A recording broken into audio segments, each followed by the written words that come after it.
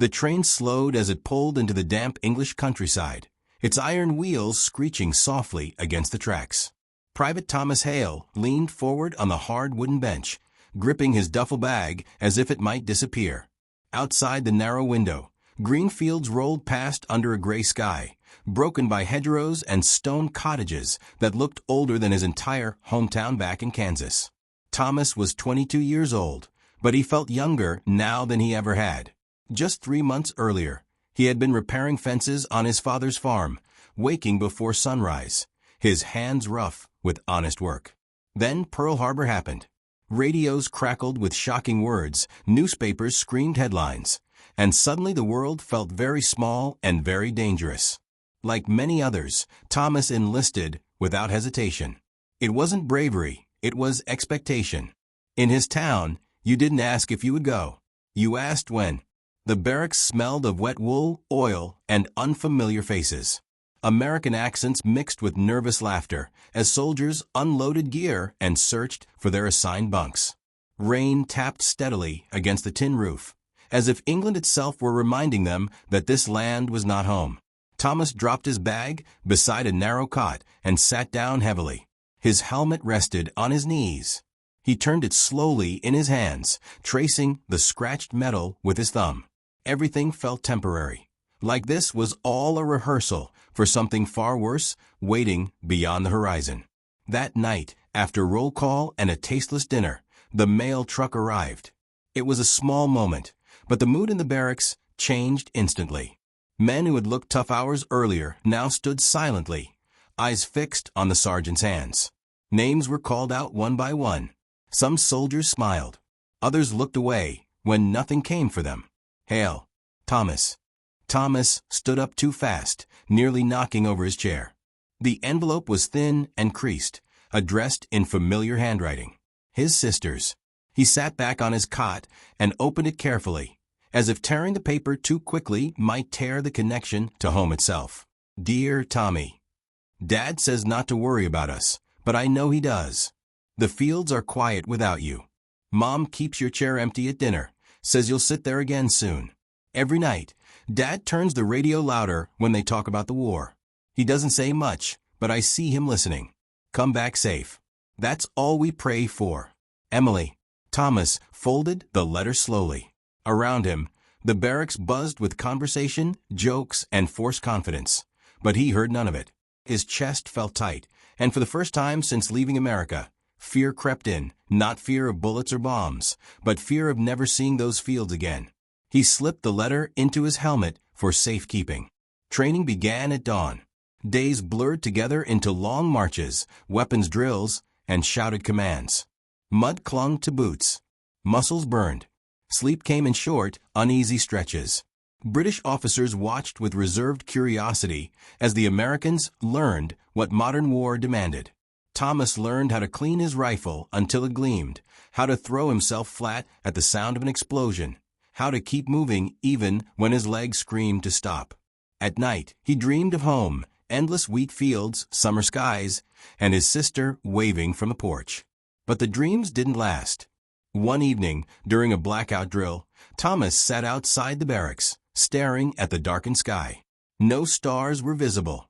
Somewhere in the distance, anti-aircraft guns fired at unseen aircraft, their thunder rolling like an approaching storm. Beside him sat Corporal Jack Miller, a New Yorker with quick jokes and tired eyes. "You ever think about what it'll be like?" Jack asked quietly. Thomas didn't answer right away. He thought of the letter in his helmet, of his father's silence, of the empty chair at dinner. "Yeah," he said finally. "I think about it too much." Jack nodded. "That's how you know you're still human."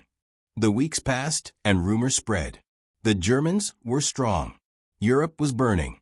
Something big was coming. Everyone could feel it. Officers stopped smiling altogether. Maps appeared more often. Words like invasion and casualties floated through conversations. One night, Thomas wrote back, "Dear Emily, tell Dad I listened to the radio too, just from farther away. Tell Mom I still remember the taste of her bread.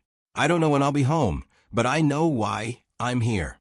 If this ends the way we hope, maybe no one else will have to leave like this again. Tom." He sealed the letter and handed it to the mail clerk, watching it disappear into a canvas sack. It felt like sending a piece of himself across the ocean. As winter crept in, the air grew colder and heavier. Thomas stood on the parade ground one morning as the commander addressed the unit. His voice was firm, steady, and final. "Men, your training is nearly complete. What lies ahead will test you in ways you cannot imagine. Remember why you fight. Remember each other." Thomas tightened his grip on his rifle. His helmet sat firmly on his head, the letter still tucked inside. He didn't know where he would land. He didn't know when he would face the enemy. But one thing was certain. The war had already begun for him, long before the first shot was fired. And once it truly started, there would be no turning back. The sea was angry. That was the first thing Private Thomas Hale noticed as the landing craft slammed into the waves. Cold water sprayed over the sides, soaking uniforms and faces before the ramp even dropped. The engine roared, then slowed. Somewhere ahead, through smoke and darkness, France waited. No one spoke. The men stood packed together, rifles clutched tight, knuckles white. The smell of diesel, sweat, and fear mixed in the air. Thomas could hear his own breathing inside his helmet, fast, uneven. The letter from home pressed against his head like a fragile shield. The sergeant shouted over the noise, 30 seconds. Thomas swallowed. He tried to remember his training. Keep moving. Don't bunch up. Follow orders. But training had never included this. This crushing weight in his chest, this certainty that death was close. Machine gun fire cracked in the distance. The ramp dropped. Hell opened. Bullets tore into the water, sending violent splashes skyward. Men screamed. Some fell before taking a single step. Thomas ran forward without thinking, his boots sinking deep into the freezing surf. The weight of his gear dragged him down, water rising to his chest. He stumbled. A body floated past him face down, helmet gone. "Don't look," his mind screamed. Explosions thundered from the beach as German artillery found its range. The sand ahead erupted in fire and steel. Thomas forced himself onward, lungs burning, heart pounding so hard he thought it might burst. He hit the sand and collapsed behind a steel obstacle, gasping for air. All around him was chaos. Shouts of officers trying to form units. The wounded crying for medics. Smoke thick enough to choke on. The beach, later called Omaha, was littered with broken equipment and broken men. Thomas pressed his face into the sand, hands shaking. "Get up," he told himself. "If you stay here, you die." A scream cut through the noise. Thomas looked up. A soldier nearby had been hit in the leg, blood pouring fast. He was clawing at the sand, trying to move, eyes wide with terror. Without thinking, Thomas crawled toward him. Bullets snapped overhead, striking metal with sharp clangs. Thomas grabbed the wounded man under the arms and dragged him inch by inch behind the obstacle. His arms burned. His mouth tasted of salt and iron. "Medic," Thomas shouted, his voice hoarse. The wounded soldier clutched his sleeve. "Don't leave me." "I won't," Thomas said, surprising himself with how steady his voice sounded. A medic eventually reached them, working fast, calm in the storm. Thomas backed away, heart racing, hands slick with blood that wasn't his. That was the moment something inside him changed. Fear didn't disappear, but it stopped controlling him. Orders came through fragments, hand signals, shouted commands, instincts taking over. Thomas followed his squad leader toward the shingle bank, crawling, running, diving when explosions ripped the ground apart. Time lost meaning. Minutes felt like hours. Hours felt like moments. At the base of the bluffs, pinned down by enemy fire from above, the Americans were stuck. Every attempt to move forward was met with deadly accuracy. The beach was a killing ground. Thomas pressed himself against the rocks, breathing hard. Jack Miller was beside him, face pale beneath the grime. "Still breathing?" Jack shouted. "Yeah," Thomas replied. Jack laughed, a short, broken sound. "Lucky us."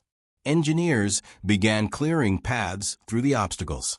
Naval guns thundered offshore, shaking the earth as shells slammed into German positions. Slowly, painfully slowly, the tide turned. A path opened. "Move! Move!" the sergeant yelled. Thomas climbed. The ascent was brutal. Loose dirt gave way beneath his boots. His fingers scraped raw against rock. Bullets cracked past his ears. A man ahead of him was hit and fell backward without a sound, tumbling down the slope. Thomas didn't stop. At the top, the world changed again.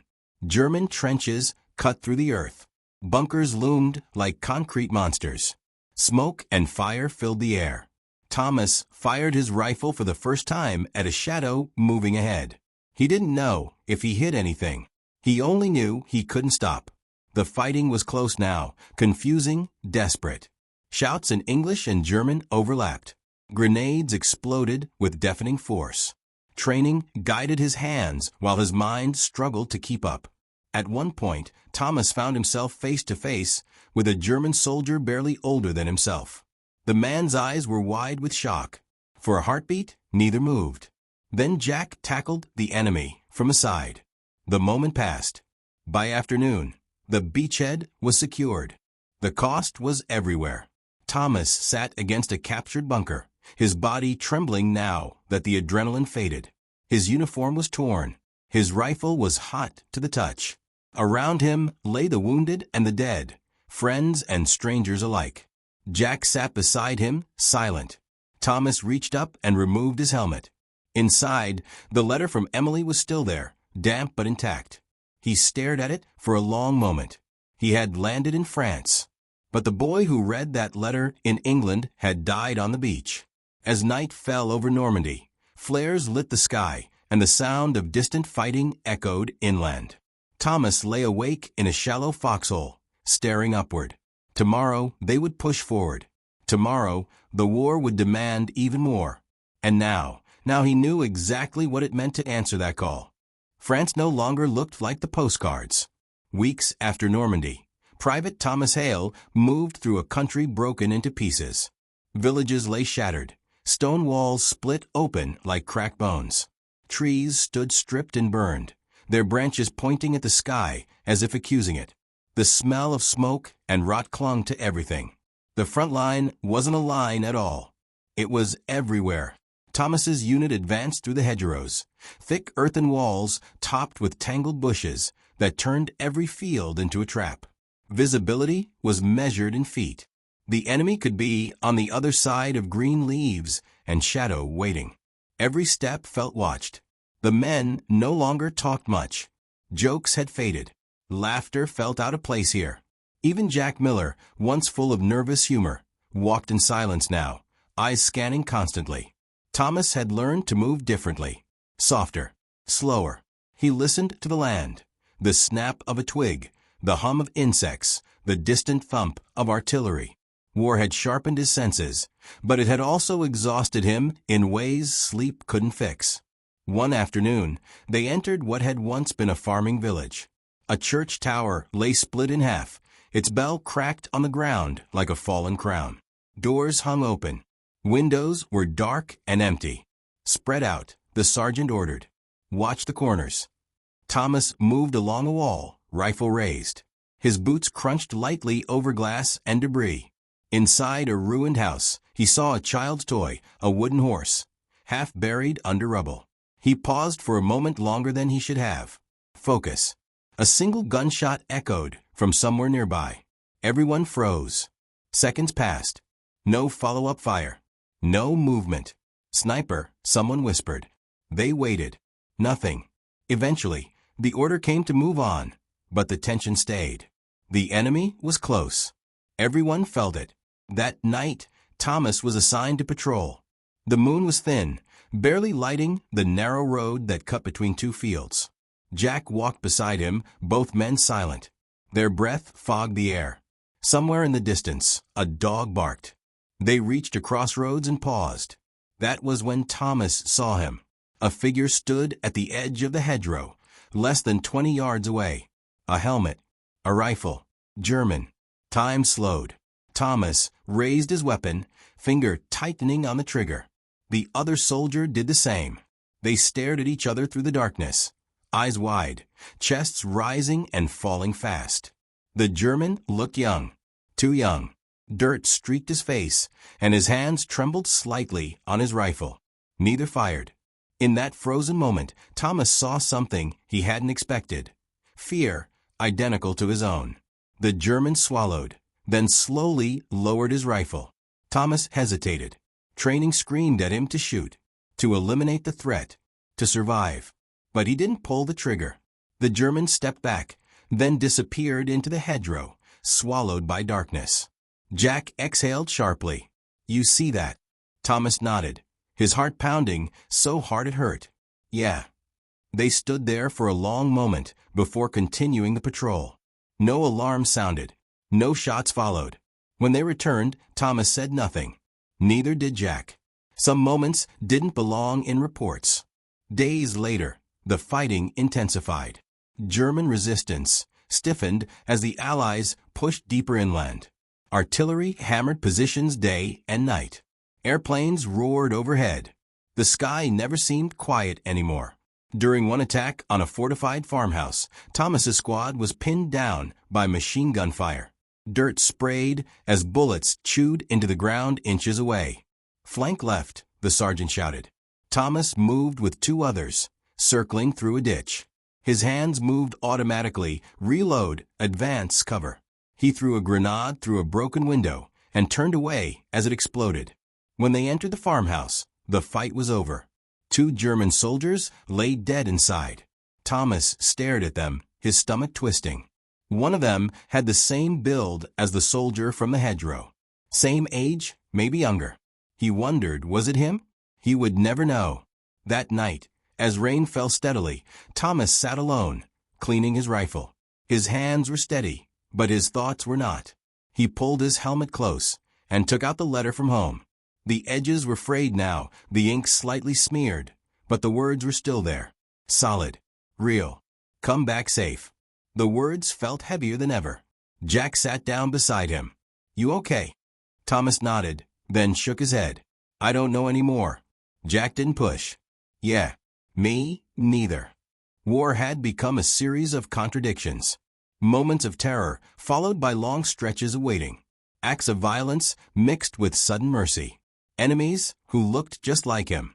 Orders that made sense on paper and felt impossible in reality. As summer turned toward fall, Thomas understood something he hadn't before. Surviving wasn't just about avoiding bullets. It was about carrying the weight of what you'd seen and what you'd chosen not to do. Some nights, he dreamed of the hedgerow and the German soldier fading into shadow. Other nights, he dreamed of home. Both felt equally distant. The war was no longer just around him. It was inside him now.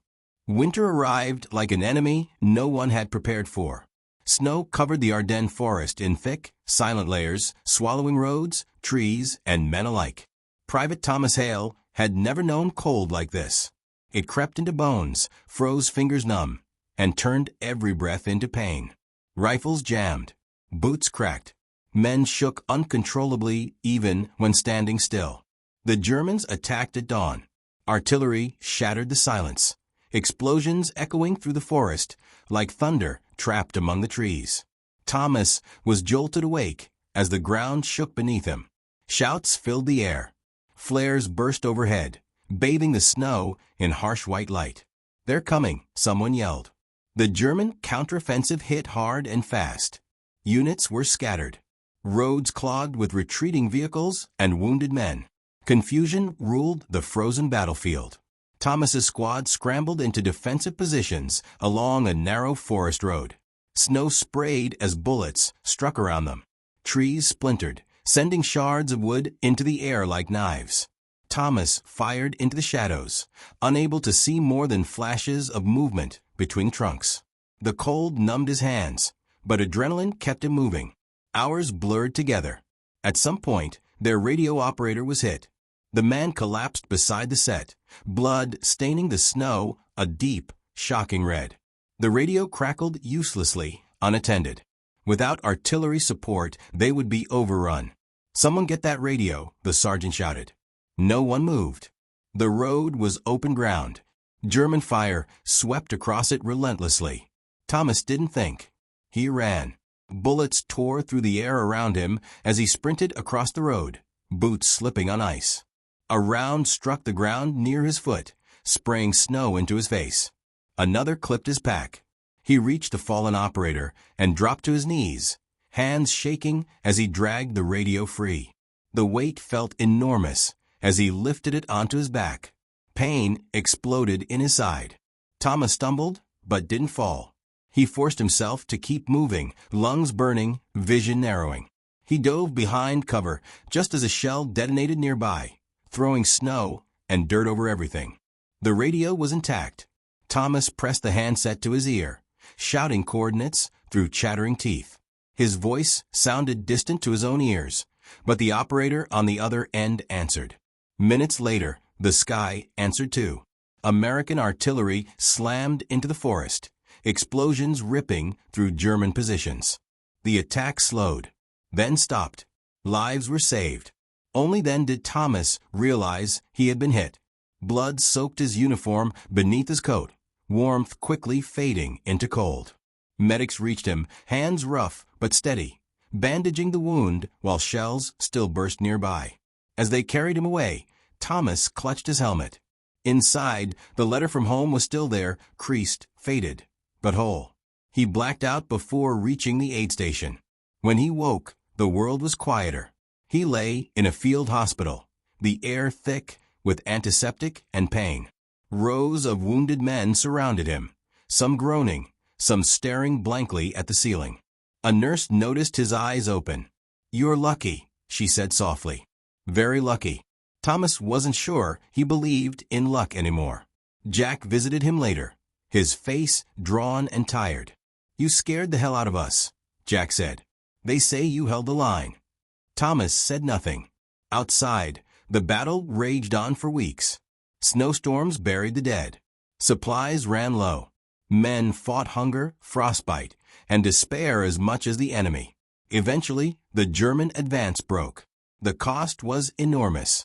When Thomas was released back to his unit, he walked with a limp and carried a new silence. The cold had left its mark, not just on his body, but on his soul. As the snow melted, the forest revealed what winter had hidden. Destroyed vehicles, shallow graves, frozen faces staring upward. Thomas avoided looking too long. The war was nearing its end. Everyone knew it. Everyone felt it. But victory did not feel triumphant. It felt heavy. The guns stopped before anyone truly believed they would. For days after the surrender, Private Thomas Hale waited for the sound of artillery to return. Silence felt unnatural, almost dangerous. Men moved cautiously, as if the war might punish them for relaxing too soon. Germany lay broken. Roads were scarred with craters. Cities were reduced to skeletal remains of stone and steel. Refugees wandered aimlessly, carrying everything they owned in their arms. Thomas watched them pass, unsure where pity ended and guilt began. The war was over, but it hadn't left him. When the order came that his unit would be returning home, the reaction was muted. There were no cheers, no celebrations, only long exhales and tired nods. Too many faces were missing for joy to feel right. Thomas boarded the ship back to America with the same helmet he had worn since England. It was dented, scratched, and faded. Inside, still carefully folded, was the letter from home. He had read it so many times that the words lived in his memory now. The ocean was calm on the return voyage. Soldiers stood at the railing, staring at the endless water, each lost in his own thoughts. Some talked about the future. Others said nothing at all. Thomas said very little. When the Statue of Liberty finally appeared through the morning mist, a few men cried openly. Thomas felt something tighten in his chest, but the feeling was complicated. He was coming home, yet part of him remained somewhere in Europe, buried beneath snow and smoke. Home hadn't changed. The farm looked smaller than he remembered. The fields were still there, stretching toward the horizon, golden under the sun. His father stood straighter when he saw him, but his eyes betrayed years of worry. His mother held him tightly, as if afraid he might vanish again. Emily had grown taller, older. She smiled through tears. At dinner that night, Thomas sat in his old chair, the one his mother had kept empty. The room felt full again, but not complete. He noticed the quiet more than the conversation. In the weeks that followed, life tried to return to normal. Thomas worked the fields. He fixed fences. He listened to the radio with his father in the evenings, now filled with talk of peace and rebuilding. People thanked him for his service, called him a hero. He didn't feel like one. At night, sleep came in fragments. Loud noises made him flinch. Winter winds carried him back to the Ardennes. Shadows in the hedgerows followed him into his dreams. He never spoke about the beach, or the forest, or the young German soldier who had lowered his rifle. Some stories stayed locked away. Years passed. Thomas married. He raised children. He laughed more often.